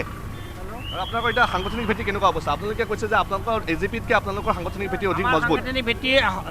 আমাৰ সাংগঠনিক ভেটি সকলোৱে সুদৃঢ় হৈ আছোঁ। আমাৰ পশ্চিম গুৱাহাটী সমষ্টিত 3টা মণ্ডল আছে আৰু 3টা মণ্ডলতে আমাৰ প্ৰতিটো বুথতে সক্ৰিয় হৈ আছে এতিয়া। আৰু সেইকাৰণে তৃণমূল কাৰ্যকৰ্তা, নিষ্ঠাবান কাৰ্যকৰ্তাই আমাৰ সমষ্টিটো আমাৰ বিজেপিৰ প্ৰাৰ্থী বিচাৰিছে। আৰু সেইকাৰণে আমি নিষ্ঠাবান কাৰ্যকৰ্তাই এতিয়াও বিশ্বাস ৰাখিছে যে অনাগত দিনত আমাৰ এই তৃণমূল কাৰ্যকৰ্তাৰ কথা চিন্তা কৰি অসম গণ পৰিষদক এৰি দিয়ে তেতিয়া কি কৰিব আপোনালোকে? এৰি দিলে আমাৰ কাৰ্যকৰ্তাই বিচাৰ বিবেচনা কৰিছে, ভোট বৰ্জনৰ কথা চিন্তা কৰি আছে যে এইবাৰ যদি আমাৰ নিজৰ দলীয় প্ৰাৰ্থী নিদিয়ে তেতিয়াহ'লে ভোট বৰ্জনৰ কথা চিন্তা কৰি আছে। বিজেপি প্ৰাৰ্থী আমাক লাগিব আৰু এইটো আমাৰ দৃঢ় বিশ্বাস, আমাৰ নেতৃত্বৰ ওপৰত আমি এতিয়াও বিশ্বাস ৰাখিছোঁ। আমাৰ এই পশ্চিম গুৱাহাটী সমষ্টিত আমাৰ ৰাজ্যিক নেতৃত্ব হওক বা ৰাষ্ট্ৰীয় নেতৃত্ব হওক, তেখেতসকলে আমাৰ কাৰ্যকৰ্তাৰ মুখলৈ চাই এইবাৰ অন্তত আমাৰ ভাৰতীয় জনতা পাৰ্টী দিব বুলি আমি সকলোৱে বিশ্বাস কৰি আছোঁ। সেইকাৰণে আমি আশাবাদী, আমাৰ কাৰ্যকৰ্তাই প্ৰত্যেকজন নিষ্ঠাবান কাৰ্যকৰ্তাই এইটো আশাবাদী হৈ আছোঁ। দাদা আপোনাৰ ওচৰলৈ আহিছোঁ, অসম গণ পৰিষদৰ যিজন বিধায়ক তেওঁলোকে আপোনালোকৰ লগত কিবা মৌখিক চুক্তি কৰিছিলে নেকি যে এইবাৰ তেওঁলোকে অসম গণ পৰিষদে এই চিটটো বিজেপিক এৰি দিব? আমি 2016 চনতে আমি এই মিত্ৰতা হোৱাৰ সময়তে আমাক এটা মৌখিকভাৱে কোৱা গৈছিল যে এইবাৰ যদি আপোনালোকে আমাৰ লগত সহযোগ কৰে আমি নেক্সটবাৰ অহাবাৰৰ সময়ত আমি এটা আপোনালোকক এই সমষ্টিটো এৰি দিম। তেতিয়া আমি সমূহ আমাৰ কাৰ্যকৰ্তাই একলগ হৈ তেওঁক বিশাল ভোটত আমি জয়যুক্ত কৰি দিছিলোঁ। আপোনালোকে জানে হয়তো তেওঁ 85 চনৰ পৰা যিমানবাৰ তেওঁ জয়যুক্ত হৈছে, যোৱা 16 চনত তেওঁ 1,33,000 ভোটত তেওঁ জয়যুক্ত হৈছে। গতিকে এই গোটেইখিনি ভোট তেওঁৰ অকল তেওঁৰ নহয়, আমাৰ ভাৰতীয় জনতা পাৰ্টীৰ নিষ্ঠাবান কাৰ্যকৰ্তাসকলে একত্ৰিতভাৱে সমৰ্থিত কৰাৰ বাবে তেওঁ সিমানখিনি ভোট পাইছে। গতিকে তেতিয়াই আমাৰ এটা মৌখিক চুক্তি এটা হৈছিল যে যদি এইবাৰ আমি এৰি দিওঁ, এইবাৰ তেওঁ হয়তো আমাক এৰি দিব। গতিকে আমি সেইকাৰণে আমি এইবাৰ বিচাৰিছোঁ যে তেওঁ সসন্মানে তেওঁ এইবাৰ এৰি দি আমাৰ দলৰ প্ৰাৰ্থী আমি হ'ব লাগে। আৰু আমি আমাৰ দলীয় নেতৃত্বক এই ক্ষেত্ৰত আমি অনুৰোধ কৰিছোঁ, আমাৰ প্ৰাৰ্থীকেন্দ্ৰিক একো বিবাদ নাই। মৃদুল এইবাৰ নিৰ্বাচনৰ এক নতুন সূত্ৰ বন্ধুত্বমূলক প্ৰতিদ্বন্দ্বিতা, তেওঁলোকেও পচন্দ কৰিছে নেকি লাহে লাহে বন্ধুত্বমূলক প্ৰতিদ্বন্দ্বিতাত?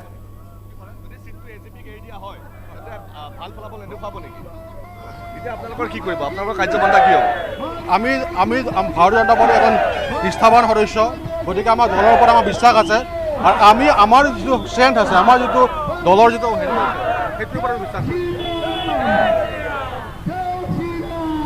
এইবাৰ নিৰ্বাচনত সকলোতকৈ গুৰুত্বপূৰ্ণ বিষয়টো হৈছে যে বন্ধুত্বমূলক প্ৰতিদ্বন্দ্বিতা। গতিকে আপোনালোকেও পচন্দ কৰিছে নেকি? আপোনালোকেও কৈছে যে আমি যদি আমাৰ যদি অকলে চুক্তি নিদিয়ে তেন্তে আমি বন্ধুত্বমূলক প্ৰতিদ্বন্দ্বিতাৰ কাৰণেও সাজু। আমি সকলো ধৰণৰ প্ৰতিদ্বন্দ্বিতাৰ কাৰণে আমি সাজু। আমাৰ এটাই দাবী, আমাৰ দলীয় প্ৰাৰ্থী লাগে। সেইটো তেওঁলোকে যেনেকুৱা ধৰণে কৰিব বিচাৰে আমাৰ দলীয় নেতৃত্বই, আমি সকলোৰে কাৰণে আমি সাজু আছোঁ। ভোট বিভাজন নহ'ব নেকি? তেতিয়া আপোনালোকৰ কাৰণে ভয় নাই নেকি? আপোনালোকৰ প্ৰাৰ্থী যদি পক্ষেপ কৰে, যদি ফ্ৰেণ্ডলি ইলেকশ্যনটো হয়, বন্ধুত্বমূলক প্ৰতিদ্বন্দ্বিতা হয়, তেতিয়া আপোনালোকৰ বিশ্বাস নকৰিব নেকি? ভোট বিভাজন নহ'ব নেকি? আমাৰ দলৰ আমাৰ আজি আমাৰ যি 5 বছৰ যি আমাৰ কাৰ্য কৰিলোঁ, আমাৰ প্ৰত্যেকজন কাৰ্যকৰ্তাই আমাৰ ৰাইজৰ লগত সম্পৰ্ক থকা কাৰ্যকৰ্তা। গতিকে এইটো অকল আমাৰ দলীয় কাৰ্যকৰ্তাই নহয়, ৰাইজৰ ফালৰ পৰাও আমি এইটো গম পাইছোঁ যে এইবাৰ তেওঁলোকে ভাৰতীয় জনতা পাৰ্টীক ভোট দিবৰ কাৰণে ইচ্ছা কৰি আছে। গতিকে সেইকাৰণে নিশ্চয় ভোট বিভাজন নহয় আৰু আমাৰ ভাৰতীয় জনতা পাৰ্টীৰ প্ৰাৰ্থী বিপুল ভোটৰ ব্যৱধানত সহযোগ্য হৈ ওলাই আহিব, আমাৰ দৃঢ় বিশ্বাস। এইবাৰ যিহেতু বন্ধুত্বমূলক প্ৰতিদ্বন্দ্বিতা বিষয়টো বিশেষকৈ আহিছে আৰু যিহেতু বন্ধুৰ যুঁজ, এটা কেনেধৰণৰ যুঁজ হয়, কিন্তু তেওঁলোকে পশ্চিম গুৱাহাটীৰ ফালৰ পৰা কিন্তু এইসকল বিজেপি কৰ্মীৰ কথা হ'ল, বিষয় হ'ল, তেওঁলোকে উত্থাপন কৰা দাবী হ'ল যে যদি এই সমষ্টি বিজেপিক এৰি নিদিয়ে তেন্তে তেওঁলোকে বিজেপি প্ৰাৰ্থী প্ৰক্ষেপ কৰিবৰ কাৰণে তেওঁলোক দাবী কৰিছে। তেওঁলোকে বন্ধুত্বমূলক প্ৰতিদ্বন্দ্বিতাৰ কাৰণেও সাজু বুলি তেওঁলোকে মন্তব্য কৰিছে।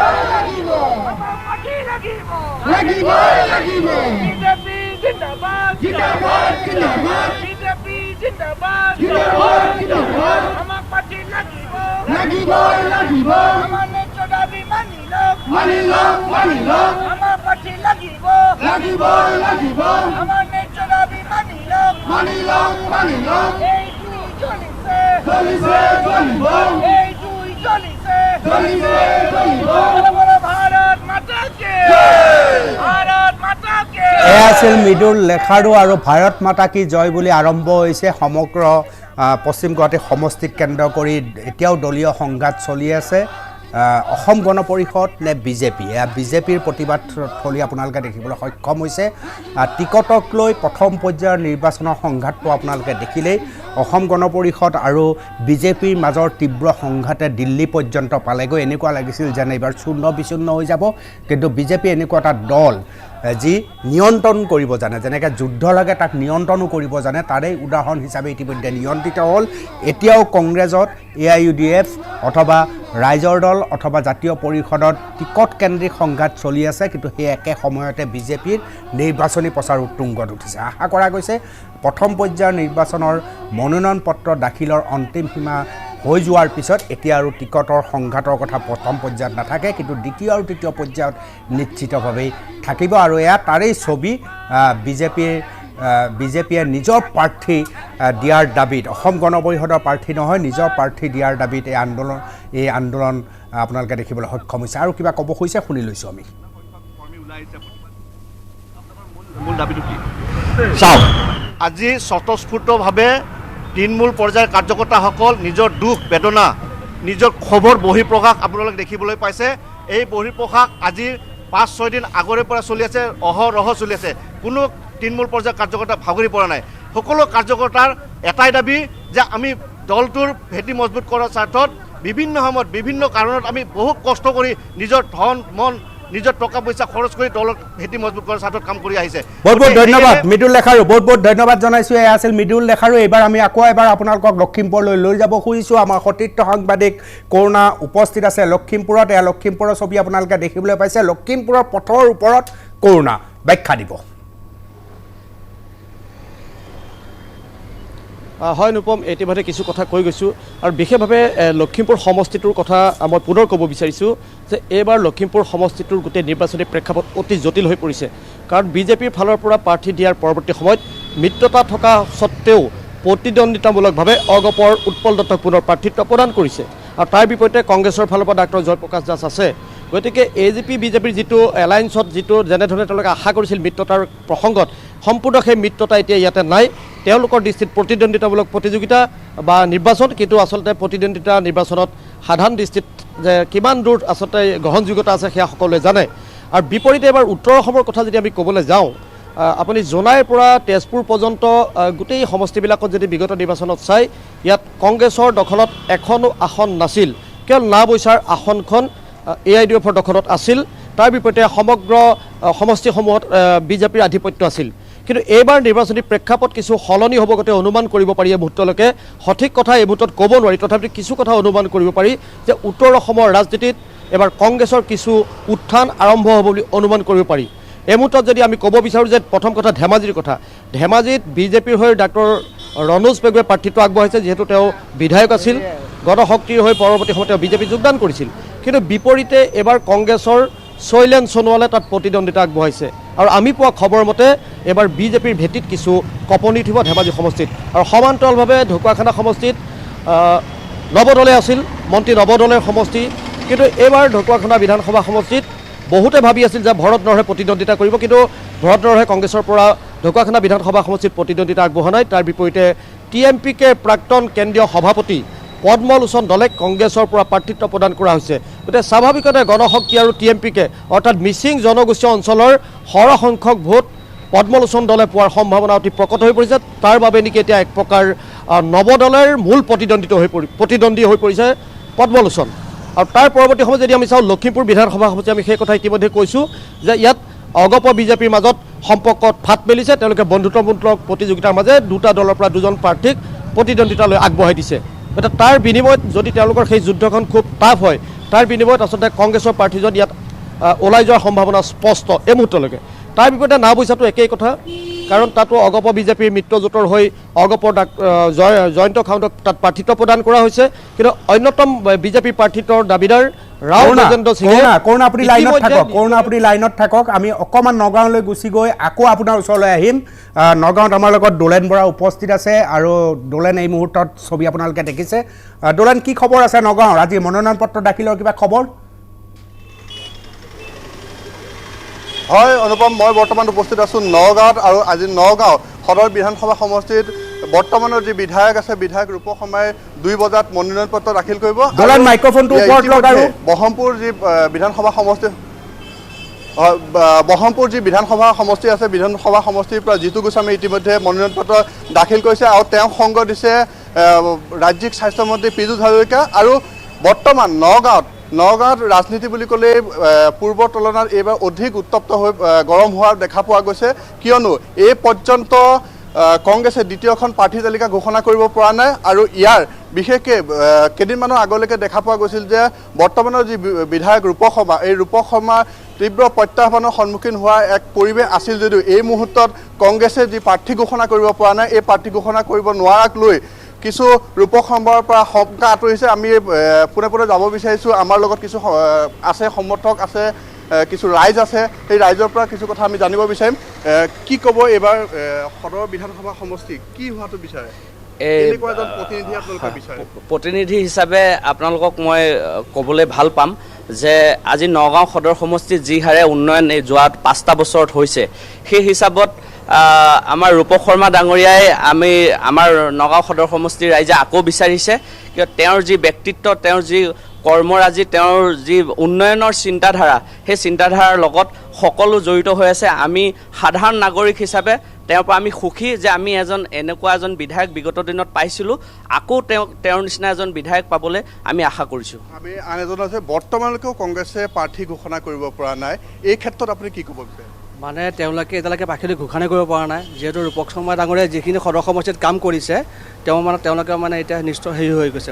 হয় অনুপম, এইখিনিতে উল্লেখ কৰিব লাগিব যে বৰ্তমানলৈকে যে কংগ্ৰেছে প্ৰাৰ্থী ঘোষণা কৰিব পৰা নাই, আৰু আমাৰ হাতত পোৱা তথ্য অনুসৰি কংগ্ৰেছৰ প্ৰাক্তন বিধায়ক দুৰ্লভ চমুৱাই যি 5 বছৰ ধৰি পেলাই সমষ্টিটোত কংগ্ৰেছৰ হৈ পেলাই বিভিন্ন পৰ্যায়ত কাম কৰি থকা দেখা পোৱা গৈছিল। আৰু কিন্তু তেওঁলোকৰ দলীয় যি অন্তঃকণ্ডলৰ ফলত এইবাৰ সদৰ বিধানসভা সমষ্টি কংগ্ৰেছৰ টিকট শান্তনু শৰ্মাক দিয়াৰ পক্ষত আছে। আৰু এয়াই যদি হয় তে শান্তনু শৰ্মা আৰু ৰূপক শৰ্মাৰ পৰিয়ালকেন্দ্ৰিক এক যুঁজৰ সম্ভাৱনা আছে নগাঁৱত। নিশ্চিতভাৱে দুলেন আমাৰ নগাঁৱৰ নতুন সাংবাদিক, আৰু দুলেনৰ পোনপটীয়া সম্প্ৰচাৰে যথেষ্ট আকৰ্ষণ কৰিছে। আমি আকৌ দুলেনৰ কাষলৈ যাম। আমি যাম লখিমপুৰলৈ। আমাৰ লগত কৰোণা উপস্থিত আছেই। সৰুকৈ এটা বিৰতি লৈ লৈছোঁ।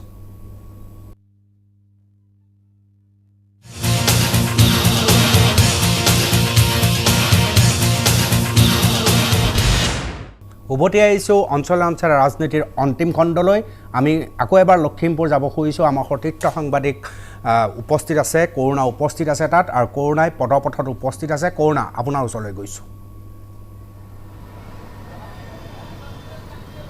হয় অনুপম, ইতিমধ্যে মই উত্তৰ অসমৰ সামগ্ৰিক ৰাজনৈতিক প্ৰেক্ষাপট মই ইতিমধ্যে কৈছোঁ যে কেনেধৰণে জোনাইৰ পৰা তেজপুৰ পৰ্যন্ত এই সমষ্টিসমূহত কি এক বতাহ বলিছে আচলতে, বা কেনেকুৱা দিশত গতি কৰিছে। কিন্তু এই মুহূৰ্তত মই কিছু ব্যক্তিৰ কাষলৈ মই যাবলৈ চেষ্টা কৰিম, কিছু কথা জানিব। অকণমান আহিব আপুনি।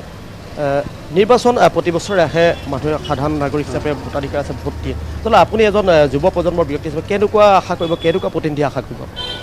আমি এনেকুৱা প্ৰতিনিধি আশা কৰোঁ যি সমাজৰ কাম কৰে, যি ৰাইজৰ হকে কাম কৰে। আমি যিটো ধৰি লওক ৰাস্তা পদূলি ঘাট যিখিনি জনসাধাৰণৰ হিতৰ অৰ্থে কাম কৰিব পাৰে, আমি তেনেকুৱা এজন প্ৰতিনিধি বিচাৰোঁ। নিশ্চিতভাৱে যুৱ প্ৰজন্মৰ প্ৰতিজন ব্যক্তি একে কথা। মই তাৰ লগে লগে কথা পাতিবলৈ যাম। এগৰাকী বাইদেউ আছে মোৰ কাষতে, এগৰাকী ব্যৱসায়ী, পদপথত দোকান আছে, মই তেখেতৰ কাষলৈ যাম। বাইদেউ, কি ক'ব, কেনেকুৱা প্ৰতিনিধি আপোনালোকে আশা কৰে সাধাৰণ নাগৰিক হিচাপে? আমাক দেশখনক ভালকৈ চলাই মেলি নিবলৈ লাগে, আৰু শান্তি শৃংখলা হ'ব লাগে, পৰিস্থিতি ভাল হ'ব লাগে, সেইটোৱে কামনা কৰোঁ। হয়, ধন্যবাদ জনাইছোঁ। আন এগৰাকী বাইদেউ আছে। বাইদেউ, নিৰ্বাচন আহিছে, আমাৰ ভোটাধিকাৰ আছে, আমি সকলোৱে ভোট দিম, কিন্তু কেনেকুৱা জনপ্ৰতিনিধি আচলতে আশা কৰে? আমাক সমাজত জনপ্ৰতিনিধি কি ভাল লাগে। এতিয়া দেখিছোঁ বিজেপি চৰকাৰ যিখিনি সামাজিক দিশখিনি ভাল পাইছোঁ, ৰাস্তা পদূলিখিনি আমাৰ ব্যক্তিগত হিচাপে আমি একো পোৱা নাই, কিন্তু সামাজিক দিশত বহুত ভাল পাইছোঁ। আৰু সেইকাৰণে আমাক বিজেপি চৰকাৰটো আমাৰ প্ৰয়োজনীয় বুলি মই ভাবোঁ। হয়, আশা কৰোঁ। ধন্যবাদ জনাইছোঁ। আন এজন ব্যক্তি আছে, ৰাস্তাতে লগ পাইছোঁ। নিৰ্বাচন আহিছে, ভোট দিব, সকলোৱে ভোট দিব, কিন্তু আমাৰ প্ৰতিনিধিজন কেনেকুৱা হোৱাটো আমি আশা কৰোঁ আচলতে? বিজেপি আহিব। হয়, ধন্যবাদ জনাইছোঁ। আচলতে সকলোৱে নিজৰ নিজৰ মত প্ৰকাশ কৰিছে, সাধাৰণ নাগৰিক। তাৰ লগে লগে মই কথা পাতিবলৈ মই চেষ্টা কৰিম। অকণমান আহিব দাদা, অকণমান আহিব। ক'ব বিচৰা নাই আচলতে, চৰকাৰ এবাৰ আকৌ নিৰ্বাচন আহিছে, আমি সকলোৱে ভোটাধিকাৰ আছে, আমি ভোট দিব। আচলতে আমাৰ প্ৰতিনিধিজন কেনেকুৱা হোৱা বিচাৰোঁ? জনপ্ৰতিনিধিজন কেনেকুৱা আৰু দেখিছেই নহয়। অঁ, দেশৰ বাবে কান্দিব লাগে। জনাইছোঁ। মই মুঠত বাছ ষ্টেণ্ডত আছোঁ। আচলতে বাছ ষ্টেণ্ডৰ বিভিন্ন ব্যক্তিৰ বিভিন্ন মত, সেইধৰণেই সকলোৱে এটা কথাই ক'ব বিচাৰে, আচলতে যিজন জনপ্ৰতিনিধিয়ে কাম কৰে, নিজৰ স্থানীয় সমস্যাবিলাকৰ ওপৰত চকু দিয়ে, ৰাস্তা ঘাট দলং ইত্যাদি, তেনেকুৱা জনপ্ৰতিনিধি আশা কৰোঁ বুলি ইতিমধ্যে সাধাৰণ নাগৰিকে মন্তব্য দিছে। কিন্তু যি নহওক, এইবাৰ মই অনুপম পুনৰ ক'ব বিচাৰিছোঁ, এইবাৰ আচলতে নিৰ্বাচনী প্ৰেক্ষাপট বিগত নিৰ্বাচনতকৈ কিছু সুকীয়া হ'ব। বিশেষভাৱে ইতিমধ্যে 47টা প্ৰথম পৰ্যায়ৰ 47টা সমষ্টিৰ মনোনয়ন পত্ৰ দাখিল প্ৰক্ৰিয়া কালি সমাপ্ত হৈছে। প্ৰথম পৰ্যায়ত নিৰ্বাচন অনুষ্ঠিত হ'ব। গতিকে কালিৰ দিনটোলৈকে যদি লক্ষ্য কৰা যায় বহুত আচলতে পুৰণা ৰথী মহাৰথীয়ে মনোনয়ন পত্ৰ দাখিল কৰিছে গতিকে এনে প্ৰেক্ষাপটত আমি এই সমস্যাসমূহ যদি এই মুহূৰ্তত পৰ্যালোচনা কৰি তেতিয়াহ'লে এটা কথা আমি দেখিবলৈ পাইছোঁ যে বিগত যি নিৰ্বাচন আছিল সেই নিৰ্বাচনতকৈ এইবাৰ নিৰ্বাচনী প্ৰেক্ষাপটটো কিছু সুকীয় হ'ব বুলি এই মুহূৰ্তত অনুমান কৰিব পাৰি নিশ্চয় কৰোণা বহুত বহুত ধন্যবাদ জনাইছোঁ এয়া লখিমপুৰৰ কৰোণাই লখিমপুৰৰ উত্তৰ অসমৰ সমগ্ৰ খবৰ আপোনালোকক দিলে আৰু সমগ্ৰ অসমত DY 365ৰ সাংবাদিকে এই ধৰণে পোনপটীয়া সম্প্ৰচাৰৰ যোগেদি অঞ্চলে অঞ্চলে ৰাজনীতিৰ খবৰ দি আছে দি থাকিব আমি আজিৰ অনুষ্ঠান ইমানতে সামৰিম অৰ্থাৎ অঞ্চলে অঞ্চলে ৰাজনীতিৰ পৰা মই অনুপম চক্ৰৱৰ্তীয়ে এতিয়া বিদায় লৈছোঁ